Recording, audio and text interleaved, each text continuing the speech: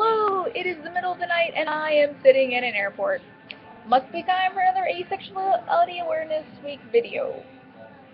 Today I'm going to talk about intersectionality in the asexual community, specifically with ableism and disability. If you have no idea what any of that means, don't worry, I'm going to walk us through it. First of all, intersectionality is this idea that, one, things like racism, sexism, heterosexism, ableism, etc. are all linked together.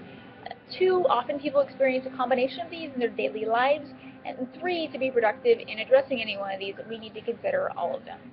I want to talk specifically about disability and ableism as it relates to asexuality because of the assumptions we make about the relationship between disability and sexuality. Oftentimes, we unconsciously and wrongly assume that all disabled people are asexual. It's not true. This is a dangerous assumption to make for disabled people and asexual people alike, and it's really important that we stop making this assumption. Why? Because the assumption is not just that people with disabilities all, for some reason, have the same sexual orientation, which is totally crazy and completely absurd anyway.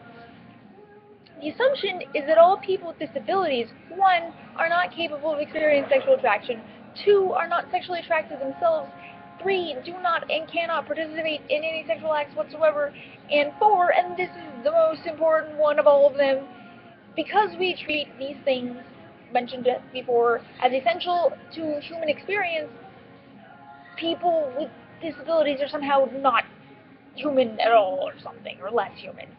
The assumption that all people with disabilities are asexual is really an assumption that all people with disabilities are not fully human, and that all asexual people are not fully human. Similarly, on a different note, up until this summer, asexuality was classified as a mental disorder. The DSM-5, which was published in May, has a note that asexuality as a sexual orientation shouldn't be considered for diagnosis unless there are other things going on, and that's a different conversation. The point is that asexuality is still very much seen as something wrong with someone, as some kind of disability or mental disorder. Do you see where this is going? Disability equals asexuality equals not fully human. Asexuality equals disability equals not fully human. That's intersexuality. Intersectionality. When the discrimination and prejudice against one group is intrinsically linked to the discrimination and prejudice against another. Injustice anywhere is a threat to justice everywhere. So when we start talking about issues within the asexual community, we need to keep in mind issues within other communities, and when we're talking about issues within other communities, we need to talk about the issues within the asexual community.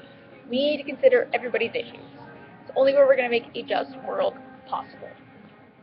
So, tomorrow I'm going to cover some of the research about discrimination and prejudice as it relates to asexuality, and just generally talk about why we need asexual allies. And then after that video, the one after that will be about how to be an ally, and have some stuff planned for Friday, and possibly something else. It'll be cool. So, like this video, subscribe, and stay tuned for more. I feel really weird saying that, but I'm working on that.